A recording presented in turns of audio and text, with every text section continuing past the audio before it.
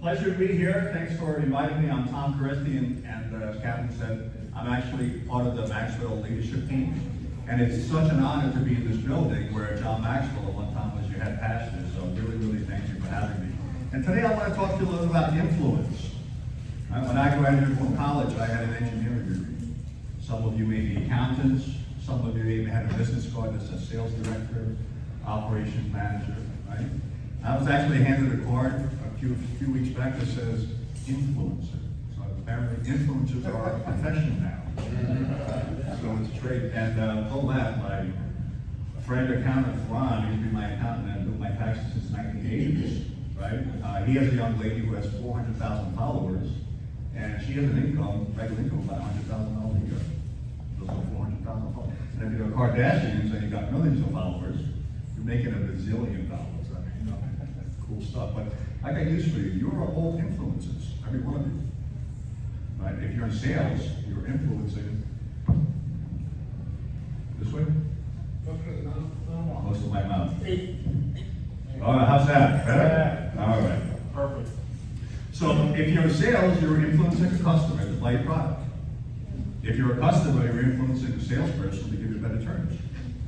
If you're marketing, you're influencing a consumer to buy your brand versus somebody else.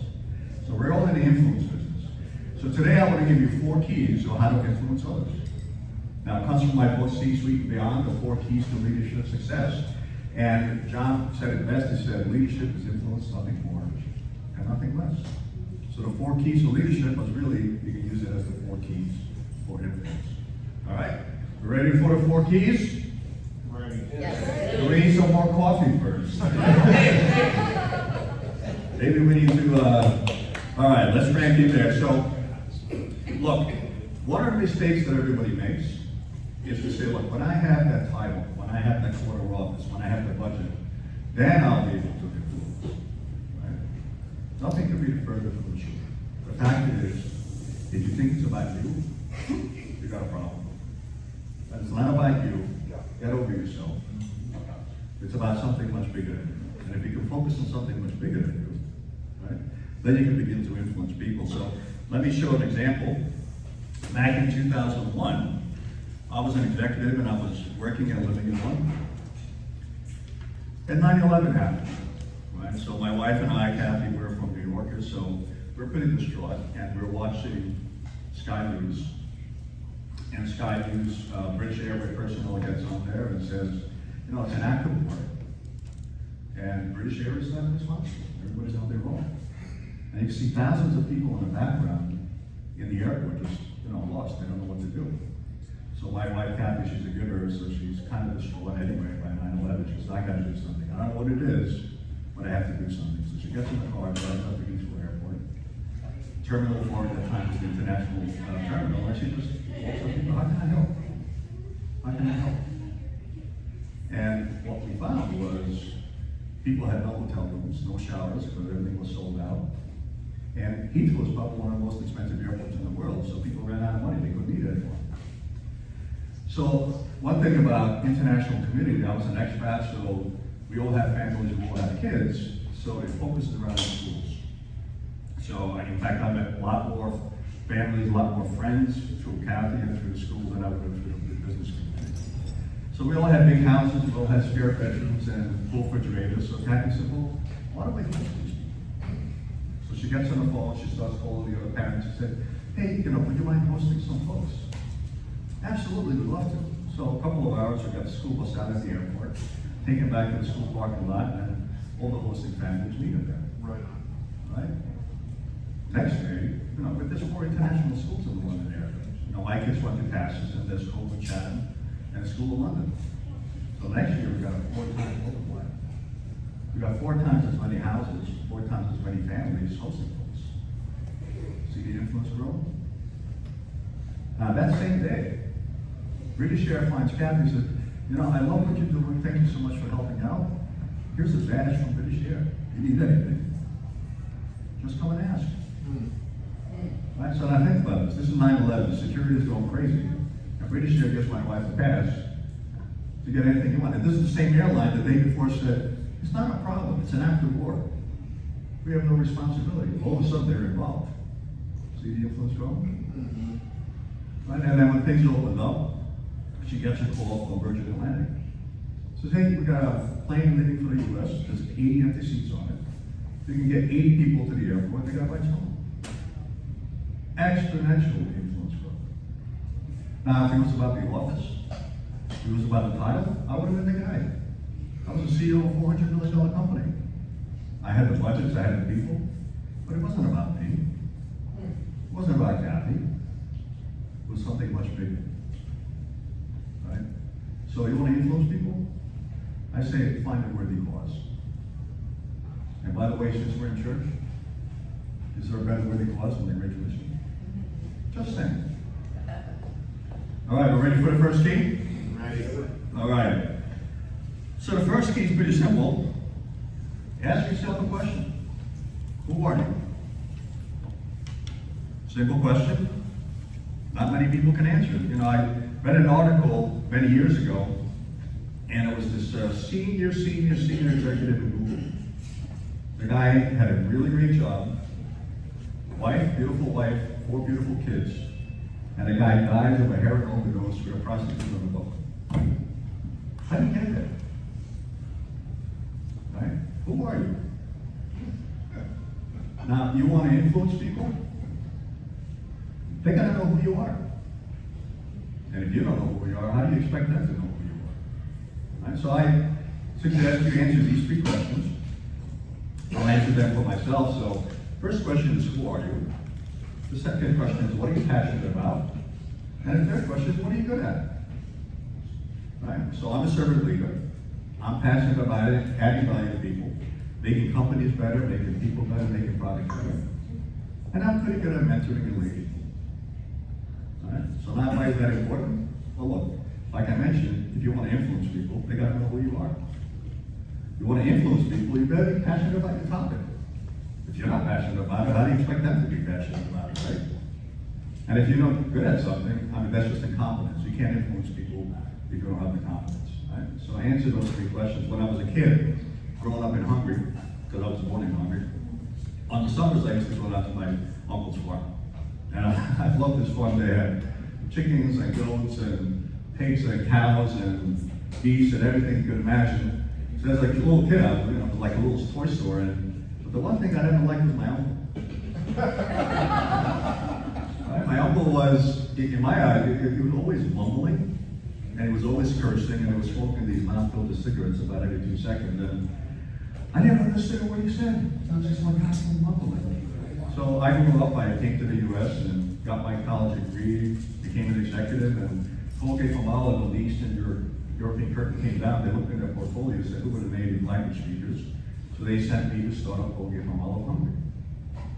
So I arrived in Hungary and the family's like, oh, the prodigal son is coming home. Let's kill the fat cow, right?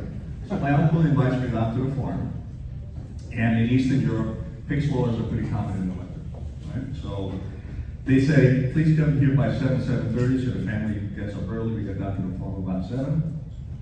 And by that time, my uncle has already taken out one pig. And I was trying for the honor to fill out this animal, probably about 300 kilos, about 600 pounds, huge beast. And my uncle, with one very sharp knife, in the next 3 hours, cut this thing apart. In 3 hours, everything's hanging in the smokehouse, everything's cleaned up, and the waste you can fit in a small 12-ounce paper bag. Right? Same uncle, same babbling idiot. Never understood a word he said, but guess what? He went from here to here. Right? Why? For the first time I saw him, who he was, what he was passionate about, what he was good at. Right? But at the same time, my friend Andrew, who's the president of Citibank in Hungary, calls me on the phone and said, Tom, I got a bunch of MBA students who'd like to come over and talk to you, just to see how you guys are doing business in Eastern Europe. Yeah, sure, send them over. So they come over. Now, these are not MBA students. These are 12 executive MBA students from Oxford University. And they want to know what I said. Right? And the fact is, they really didn't want to know what Tom Koresti had to say. They wanted to know what a Colgate executive had to say. So it wasn't about me, it was about the brand Colgate. In 2006, when I started my own business, all my life I worked for corporations, and I was really accustomed to having like well-educated, highly motivated, successful people working my team. For the first time in my life, I said, "Who are you? Why should we work for you?" Because it wasn't about the Colgate brand, it was about me. So for all your entrepreneurs, you want to build a great team, people have to buy into you. They have to know who you are. They have to know what you're passionate about. Right? And they have to know what you're good at. And I think about 2001, 2002, I was down in Mexico City. And I worked for a company called Reckitt Pizza, and they sent me down to Mexico to start up their Latin American operation, well, Central American operation, right? So I arrived in Mexico City, and I have a distributor, Paco, great gentleman, still a good friend, and Paco said, you know, Tom and Kath, why don't you come over to my house next Saturday? I'm going to throw a little picnic in my backyard and introduce you to some of the influencers in the trade. Oh, Paco, thank you so much. It's so nice of you. So we get to Paco's house. There's about 300 people, or seating for 300 people in the backyard. Like, you're going to introduce me to a couple of people in the trade, 300 people? And Paco's got this big paella dish that's probably twice the size of this stand here. It's about 12 inches deep and up to his arm, elbow, in the saffron, making paella, the most delicious paella. Kathy probably stayed there till about 12:31 in the morning, having a great time. And all the locals said, you know, Tom, I really want to thank you for you guys sticking around. There's the most gringos that come, they stay for an hour, they say a few words and they leave. You guys stayed here for a number of hours, and you got to know us, and we got to know you. We really appreciate it. In 1 year, we had the #1 cleaner in Mexico. In 1 year. Not because we formed relationships. I see so many American people come down to Mexico, go to PowerPoint presentations, high-five themselves. Oh yeah, they did a great job. Yeah, we killed it. And the local counterparts will say, yeah, thank you for coming. Very nice presentation. Locally, we'll get back to you. Never did. They don't know who they were. So know who you are. Show your passion, what you're passionate about. And let me know what you're good at. Clear? All right, ready for P2? Yes. All right, key number 2. You want people to buy into you. You want to influence people. Paint them a picture of the future. What is it going to look like? What's your vision? Dave Ramsey said it best. He says, do you have a cathedral vision? Right? If you think about it, the cathedrals in Europe, it would take 75, 100 years to build. So the person who designed it was never around to see the end. Right? So you have a long-term vision that you can get people to buy into. Now, I suggest that when you come up with a vision statement, you make it really simple so that people can understand it. Right? I'm going to use 2 examples, or one industry, which is the apparel industry. There's 2 companies I'm sure you know. One is Nike, the other one's Puma. They're both successful companies. Very different. You know what the vision statement for Nike is? Just do it. We unleash human potential. Right? You know what Puma is? We're the fastest brand on earth. 2 apparel companies make the same thing. Guess who Nike signs? Right? Michael Jordan, Serena Williams. Puma, Usain Bolt, Michael Schumacher. Right? Fastest brand, Usain Bolt. Unleash human potential, Michael Jordan. What better example? So whatever vision you come up with a vision that people can buy into because it's simple to understand and relate to. Right? My personal vision, I encourage each one of you to have a personal vision statement. Right? My personal vision statement is man of God, leader of men. Pretty simple. Whoa. Right? Man of God, leader of men. So what's the big deal of that? Anytime I come to a major decision in life, I run it against that statement. I can offer a job. Well, let me see, does that job honor God? And is it a leadership role? No, I don't do it. Yeah, absolutely. Right? I got invited here. Right? Man of God, leader of men. Does it honor God? I hope so. I'm in church. Right? So that's kind of a test to see what you want to do. Back back in the 80s, I was working for a large Fortune 500 company, and I was put on a strategy team to come up with a strategy for the company, and we brought in this gentleman called C.K. Prahalad. C.K. Prahalad was, I think, from the University of Michigan, and he worked with very large organizations on strategy. So this is in 1987, something like that. C.K. puts up this slide that shows the convergence of the telephone, the computer, and the television industry in the next 20 years. In 1987. 1987, the light phone doesn't come until the 90s. Right? There was no internet. Companies like Netscape, AOL didn't come until the 90s. So 1987, as you know the picture, computer, television, and phone. Now that's a vision. That's prophecy. That's right. That's a vision. That's something you can buy into. Right? So paint a long-term vision of the future, and then you can influence people. All right, how do we do on key 2? Good. Still with you? Sure. Yes. All right, ready for key 3? Sure. Yes. All right. So key 3 is your strategy.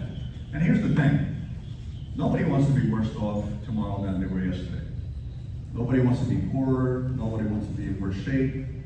A good strategy is a growth strategy.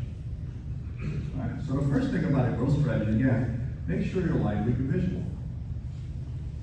If we just look at Kodak. Now, some of you are younger, but some of you are closer to my age, and if you remember Kodak, Kodak was like the imaging company in the world. Right? That was their vision, the best imaging company in the world. And they owned that whole market. Right? And then technology changed. Right? And then Kodak, I guess, they thought they were selling film, they were not imaging anymore, and then they started selling paper, and they're still around, but they're a fraction of themselves. Now imagine if they stuck to their vision and said, with all this new technology coming, we're going to focus on keeping the best imaging company in the world. Imagine what it would be today. So they lost their why. You know, Simon Sinek says, what is your why? Same thing as what is your vision? All right? Now, when it comes to strategy, let's make sure that you're not distracted by the shiny object and you stay true to your vision. But I don't care if you're a $100 million organization or you're a $1 billion organization, a $100,000 organization, you're individual. Right? It's all about priorities. Strategy is about priorities, and it's 2 questions. Again, I don't care if you're a billion or a single individual. How are you spending your money and how are you spending your time? That's it. Right? And make 4 buckets. Label bucket number 1, important and urgent. Bucket number 2 is not important, not urgent. And those are the easy ones, right? Because if it's not important, not urgent, for God's sakes, why are you spending time there or money there, right? And if it's important and urgent, I mean, most of our jobs, family, stuff like that, that's important, that's urgent. So yeah, that's where you're probably spending 60% of your time. And that's okay, you should be. Now there's 2 interesting other buckets. One is called not urgent and important, and the other one is called important but not urgent. So what's the difference? Let me give you an example about urgent but not important. One day, when I was still working for a large organization, I get a request from corporate headquarters that said, Tom, we need to know the marketing numbers on this brand and you know how you spend your money here and there. And so I'm working on putting this stuff together, and my boss works in my office. Tom, what are you doing? I said, well, I'm working on a request from corporate headquarters. I said, no. Use the 3 rule. I go, 3 rule? What does that mean? He says, well, when a request comes the first time, you ignore it. If it comes for the second time, you say politely, oh yes, I did get it. Kind of tied up right now, I'll get to it next week and send it to you. And if it really comes for the third time, then you're actually good and send it. Right? And he was right, because 95% or 100% of the time, the second or the third request never came. So that's an example of urgent but not important. Right? Somebody's asking you to do something, so it's urgent, it seems urgent to you, but it really doesn't add value to your life. Maybe it's helping somebody else, but it doesn't help you. So get rid of all that stuff. You know, and you're probably spending 25, 30% of your time on stuff that's urgent but not important. Right, so if you can take that resource, that 25% resource, and reallocate it to things that are important but not urgent, then you get ahead. Now, 3 years ago, if you asked me, Tom, do you have a book? I didn't. Was it urgent? No. It wasn't urgent. Was it important? Absolutely. Right? I can tell you, if I don't have the book, I'm not standing here talking to you today. So reallocate stuff that's not urgent, but important from stuff that's bothering you that's not really adding value to you. On a bigger scale, I remember when my second daughter was about 16. And I was a corporate executive, I was going all over the world, honestly not spending enough time with my family. And I remember my 14 or 15-year-old daughter saying to me, you know, Dad, I haven't seen you half my life. I'm like, whoa. You know? Urgent, not important, too. Important, not urgent. So I made sure that at least my third daughter benefited from my time. Right? So just priorities. Make sense? Absolutely. All right. One more. One more. Which is, who's in your inner circle? What do you surround yourself with? Right? We all have people in our inner circle, maybe our family, maybe our friends, maybe our colleagues. But are they there to add value to you, or are they sucking you dry? Right? So make sure you pick the people that you want, that add value to you. And you know, we talked about your character the first time, who you are, and the third question was, what are you good at? Right? Now, the opposite of that is, what are you bad at? Right? We're all good at things, and we all suck at things. I mean, I suck at certain things. Somebody said, hey, Tom, I said, I don't think the next one. Right? But it's true. I'm terrible at detail. I hate detail. I don't want to detail. I don't have anything to do with it. So I've got to have somebody on my team that's good at detail, because otherwise stuff will just fall right through the cracks. Right? I encourage each one of you to take an assessment. Whether it's this, there's a lot of them out there. There's Myers-Briggs, there's LSI, there's Strength Finders. Pat Valenti only has a great one now called the Genius. Right? There's all kinds of assessments out there. Just find out what you're good at and what you're not good at. Now, when I took my Myers-Briggs test way back then, I found out why other people thought different than me, and that was okay. Right? I always used to look at people and say, man, you are such procrastinators. Would you get off your butt and do something already? Why are you procrastinating? And look, they were not procrastinating, they were just analytical people.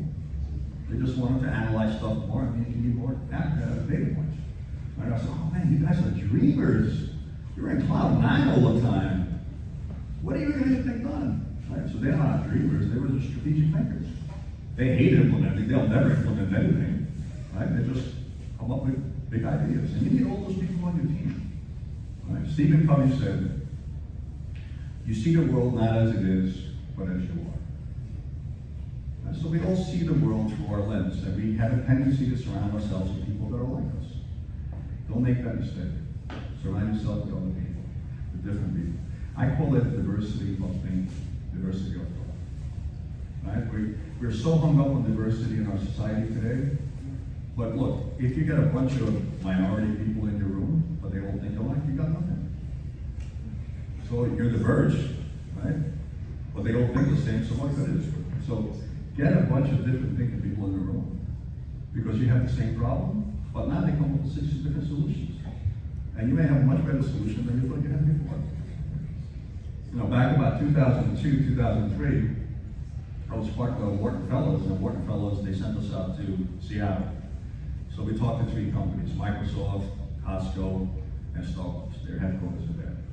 And Microsoft, frankly, just blew us off. They didn't give us much attention, but Costco spent some good time with us, and Starbucks had an interesting approach. They said, look, we got a bunch of smart people in the room, let's put them to work. And at that time, Starbucks was heavily saturated in the US, and they were starting their international expansion.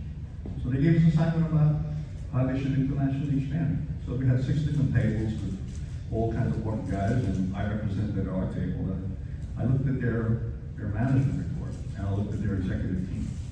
And it was like, you know, Bob Smith and, you know, whatever. I mean, it was all Anglo-Saxon, Northwestern names. So you guys want to go over? Put a team together. Right? Simple thought. You're never going to succeed in Europe or Latin America with these guys. They don't understand those markets. Get diverse thinking in there. Right? Simple idea. Orange Smith, who was the CEO at the time, looked at me like that's BS. But hey, you know. How much time we got left? Whatever you want. Whatever I want. 5 minutes. 5 minutes? All right, so let's do one more. This is my bonus key, I call it. All right, the bonus key. If you want to influence people, connect with people. All right, I call, there's 3 levels of communication. The first level is information. Everybody's great at information. Right? Most of the presentations you go into, most of the conferences you go into, people are informing you. It's a one-way communication. Right? To that extent, you know, I'm doing that as well today. Right? And that's actually courses you can take. How to stand up straight, how to make eye contact, how to do this, but it's all about it.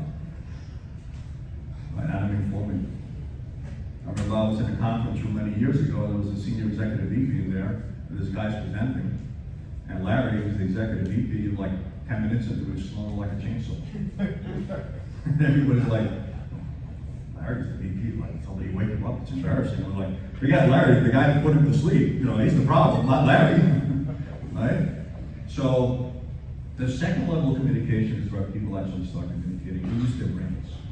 Right? They're starting to ask questions. They're starting to inquire. Why they're actually asking that question? What's behind that question? Right? And there we communicate brain to brain. And the third level of communication is connection. That's where John Maxwell was a master. And I can tell you, I've sat in the room with John a number of times, and he's on stage, and if he's having a monologue just like I'm having a monologue with you, and in my head I'm having a dialogue with the guy. And he's great at pulling your heartstrings, because that's what connection is about. Connection is about your heart. Not about your body, it's not about your brain, it's about your heart. And it's the personal stories, and John shares his personal story about, you know, you guys know John, I mean, he just about can get anything he wants, right? And he says one of the best ways to connect with people is to give them something they can't do for themselves. So John shares a story about when his grandson was born, his son-in-law, you know, they're willing to deliver him, and son-in-law says, John, would you do me the honor of cutting me a political fork in my pencil? John, it's your son, you got to do this. No, John, you always told me, there's something somebody deserves that they can't do for themselves. This is something I can give you. It's hard to hear you. You could hear me? He did deliberately. He's got a strained ear. I tell you what's the problem. The microphone's right, the thing is right here, so I can hear myself really good. So just to kind of reframe, John is in the operating room, or not operating, the delivery room, and John's grandson is born. And John always said, the best way to connect with somebody is to give something to somebody that they can't do for themselves. Right? So John's son-in-law says, John, would you mind cutting the umbilical cord to your grandson? And John says, I can't do that, it's your son, I'm just a grandfather. He said, no, but John, you always told me, do something for somebody that they can't do for themselves. This is something I can do for you that you can't do for yourself. It's a really heartwarming stories, and those are the stories that you help connect with people. So if you want to influence people, connect with your hearts. Not facts, but connect the stories to their hearts. So that's it. That's what I had planned for you guys. QR code, so if you want to get a hold of me, just scan that QR code. That's my contact information. I'm happy to spend 10, 15 minutes with you. And any questions?